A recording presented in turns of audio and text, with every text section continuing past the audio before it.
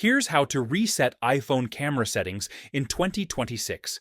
If this video helps, please like and subscribe for more quick tutorials. Resetting camera settings fixes issues like blurry photos, wrong formats, filters stuck on, or camera glitches.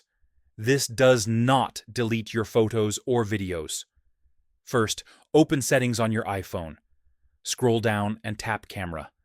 There is no single reset button, so we reset settings manually. Tap Formats. Select Most Compatible to avoid camera compatibility issues. Go back and turn off.